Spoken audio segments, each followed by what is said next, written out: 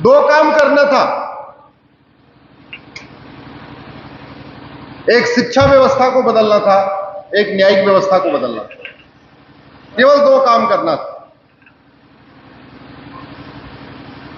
कुम्हार को आपने देखा होगा ना, बर्तन कैसे बनाता है, एक हाथ नीचे एक हाथ ऊपर।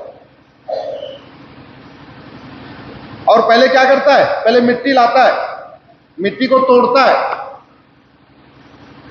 पहले मिट्टी की वो जुताई करता है, गुड़ाई करता है, निराई करता है, खरपतवार की सफाई करता है, तोड़ तोड़ के उसको एकदम बढ़िया मिक्स करता है। मिक्स करने के बाद गूंथता है, गूंथने के बाद रखता है, रखने के बाद एक हाथ अंदर एक हाथ बाहर। ये अंदर वाला हाथ शिक्षा व्यवस्था है, ऊपर वाला हाथ दंड व्यवस्था है। दो चीजें अच्छी करनी थी। शिक्षा व्यवस्था अच्छी करनी थी जिससे लोगों में ईमानदारी आए, मेहनत आए, सदाचार आए, बड़ों का सम्मान आए, माता पिता की सेवा करना, गुरुओं की सेवा करना, भाई के साथ प्रेम से रहना, बहन के साथ प्रेम से रहना, मित्र के साथ धोखाधड़ी नहीं करना, समाज के साथ धोखा नहीं करना, ये संस्कार आता।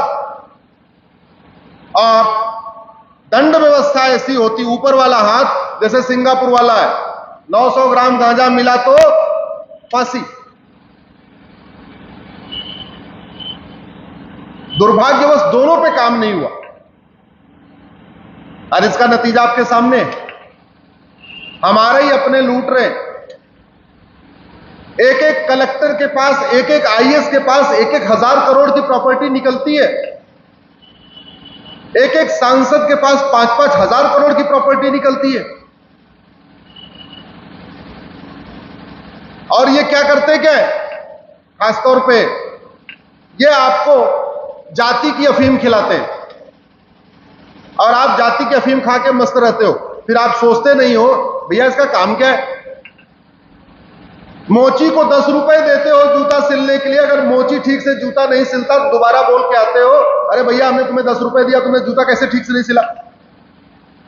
कपड़ा प्रेस करने वाले को 10 रुपए देते हो, ठीक से कपड़ा नहीं प्रेस किया, उसको टोकते हो जाके, कैसे कपड़ा तुमने प्रेस किया, ठीक ही नहीं हुआ है। तो डॉक्टर साहब को 500 रुपए देते हो, एक बार दवा दिया उन्होंने, अगर बीमारी ठीक नहीं, अगली बार जाके बोलते हो डॉक्टर साहब कैसी दवा दे रहे हो, बीमारी तो ठीक ही नहीं हो रही है। ट्यूशन पढ़ाने वाले को 2000 रुपए देते हो, बच्चे का नंबर कम आता है उसको टोकते हो, साहब कैसा ट्यूशन पढ़ा रहे हो, बच्चा तो फर्स्ट आ ही नहीं रहा।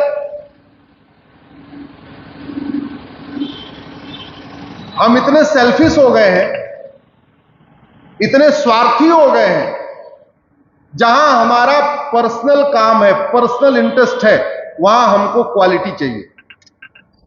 मोची की जाति नहीं देखते, मोची अच्छा चाहिए।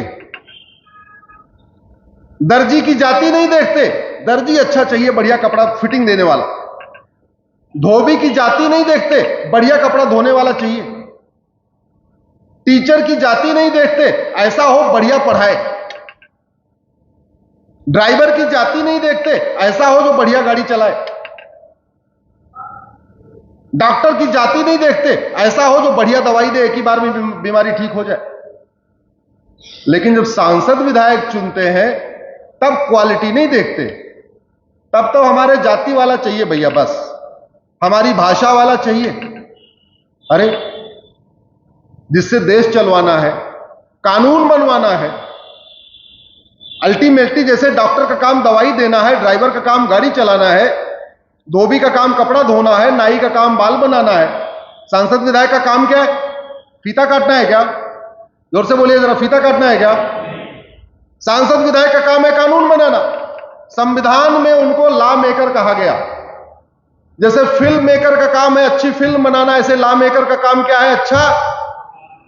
और आज तक कानून बनाया नहीं और हम सब लोग सड़ रहे, हम सारे परेशान हैं। इसलिए मैं कहता हूं अगर वास्तव में भारत को बदलना है तो कई सारे रिफॉर्म करना पड़ेगा। सोशल रिफॉर्म करना पड़ेगा, इकोनॉमिक रिफॉर्म करना पड़ेगा, पॉलिटिकल रिफॉर्म करना पड़ेगा, टैक्स रिफॉर्म करना पड़ेगा, पुलिस रिफॉर्म करना पड़ेगा, लीगल रिफॉर्म करना पड़ेगा, जुडिशियल रिफॉर्म करना पड़ेगा, एडमिनिस्ट्रेटिव रिफॉर्म करना पड़ेगा, एजुकेशन रिफॉर्म करना पड़ेगा, इलेक्शन रिफॉर्म करना पड़ेगा, डेमोक्रेटिक रिफॉर्म करना पड़ेगा, लेजिस्लेटिव रिफॉर्म करना पड़ेगा, सिटीजनशिप रिफॉर्म करना पड़ेगा, धर्मस्थलों को रिस्टोर करना पड़ेगा, हेल्थ रिफॉर्म करना पड़ेगा, लेबर रिफॉर्म करना पड़ेगा, एग्रीकल्चर रिफॉर्म करना पड़ेगा, बैंकिंग रिफॉर्म करना पड़ेगा। और ये जितने रिफॉर्म मैं आपको बता रहा हूं, ये सारे रिफॉर्म एक साल में हो सकते हैं, मात्र एक साल। 75 साल इसके लिए नहीं चाहिए, मात्र एक साल। क्यों? क्योंकि भारत में कम से कम 5000 रिटायर्ड जज बैठे हुए हैं, उनके पास कोई काम नहीं।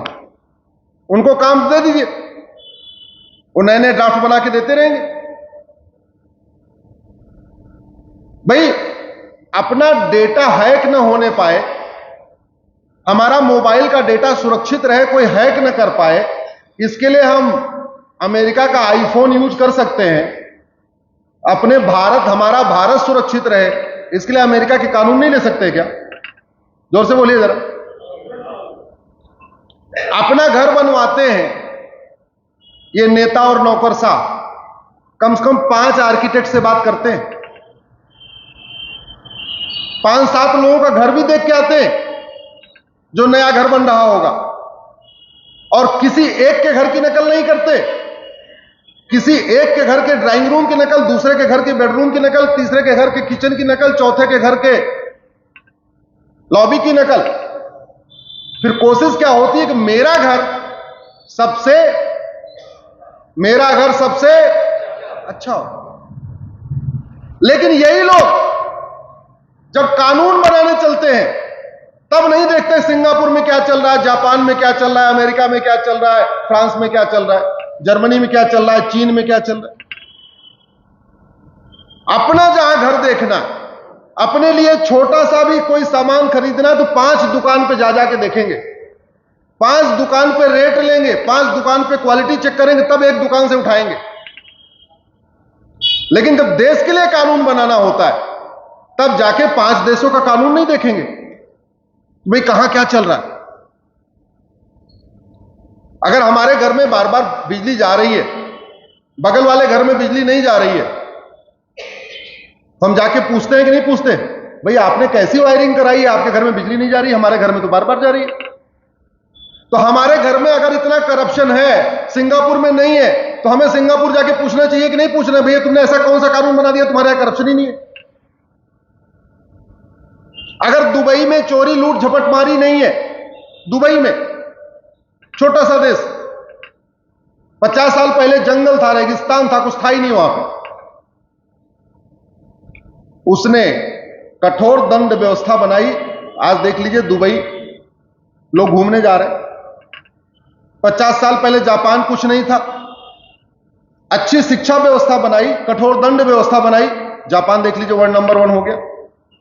50 साल पहले सिंगापुर कुछ नहीं था, अच्छी शिक्षा व्यवस्था बनाया, कठोर दंड व्यवस्था बनाइए, सिंगापुर हो गया।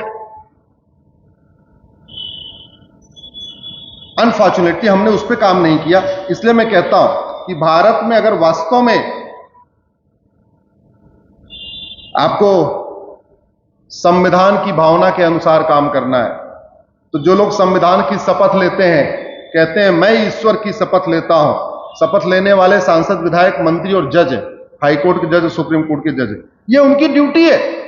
अगर हमारे देश में 5 करोड़ केस पेंडिंग पड़े हुए और बढ़ते जा रहे हैं, तो सुप्रीम कोर्ट के जजों की ये ड्यूटी है कि वो सिंगापुर के कोर्ट का प्रोसीजर देखें, अमेरिका की कोर्ट का प्रोसीजर देखें, बाकी के देखें, और देखें कि वहां पे 2 दिन, 2 डेट, 3 डेट में कैसे सुनवाई हो जाती है। यहां 75 साल, यहां 10 साल 20 साल मुकदमा क्यों चलता है।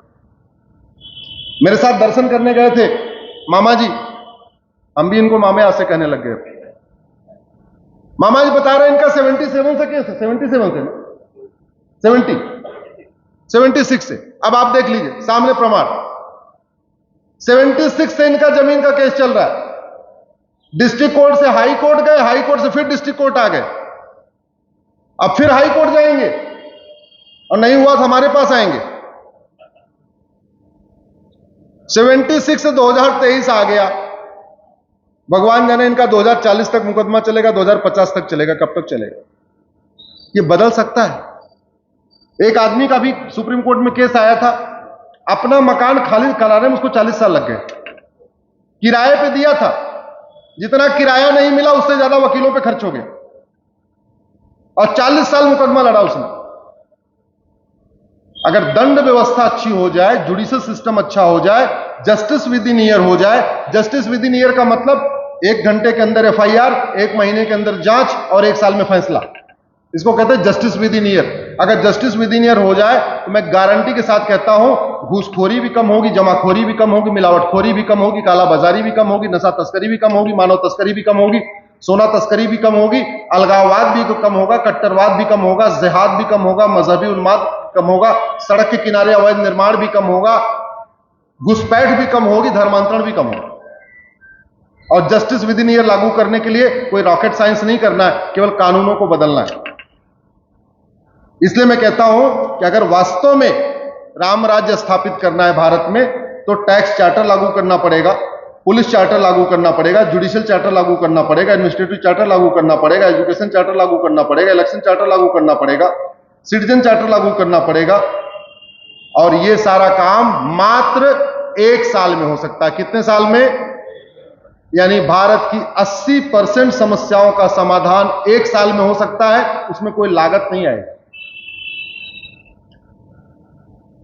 बात करप्शन की है। आज 2 घटनाएं घटी हैं। एक सांसद के यहां 200 करोड़ मिला है और एक सांसद को आज सस्पेंड टर्मिनेट किया गया, उनकी सांसद की सदस्यता चली गई। सुना होगा आपने, देखा होगा टीवी में। तो बंगाल की सांसद है महुआ मित्रा, बड़ी शौकीन है, लाख लाख रुपए की घड़ी लेके चलती हैं, पहनती हैं, लाख लाख रुपए का बैग लेके चलती हैं, बहुत शौकीन है। आज तक कभी प्राइवेट बिल नहीं कोई पेश किया, कानून बनवाने में कोई मदद नहीं किया, जो उनका मुख्य काम है। लेकिन तू मैं करने में बहुत एक्सपर्ट है, नूरा कुश्ती करने में बहुत एक्सपर्ट है। सबसे पहले हमें वापस अपने फिर से अपनी गुरुकुल शिक्षा व्यवस्था पे जाना पड़ेगा, अपनी वैदिक शिक्षा व्यवस्था पे जाना पड़ेगा। तभी वास्तव में भारत में शांति आएगी, समृद्धि आएगी, खुशहाली आएगी। सबसे पहले हमें अपने उस संस्कार व्यवस्था को लागू करना पड़ेगा। पहले हमारे यहां 40 संस्कार होते थे, 40 से घट के 25 हुए और 25 से घट के 16 हो गए। जो वर्तमान समय में, जिसको महर्षि दयानंद ने, महर्षि दयानंद जी ने किताब भी लिखी है 16 संस्कार। अगर जो लोग यहां पे आर्य समाज का कहीं मंदिर होगा, ऑफिस होगा, तो आपको वो किताब मिलेगी। इतनी बढ़िया व्यवस्था है। अगर भारत की सरकार प्राइमरी के स्कूलों में उस किताब को लागू कर दे, केवल एक किताब को लागू कर दे, जिसको कहते हैं 16 संस्कार, बहुत बड़ा बदलाव देखने में मिलेगा। उसमें 16 संस्कार में गर्भाधान संस्कार होता है, पुंसवन संस्कार है, सीमांतोन्नयन संस्कार है, जातकर्म संस्कार है, नामकरण संस्कार है, निष्क्रमण संस्कार है, अन्नप्राशन संस्कार है, मुंडन संस्कार है, कर्णवेधन संस्कार है, विद्यारंभ संस्कार है। ऐसे 16 संस्कार हैं उसमें। 15वां संस्कार विवाह संस्कार है, 16वां संस्कार उसमें अंतिम संस्कार है। 15वां 16वां तो होता है। सच्चाई है कि 15वां और 15वें में भी बहुत आजकल 15वां जो संस्कार विवाह संस्कार, वास्तव में विवाह संस्कार नहीं हो रहा है। वो जो वीडियोग्राफर है वो पूरी शादी करवा रहा है।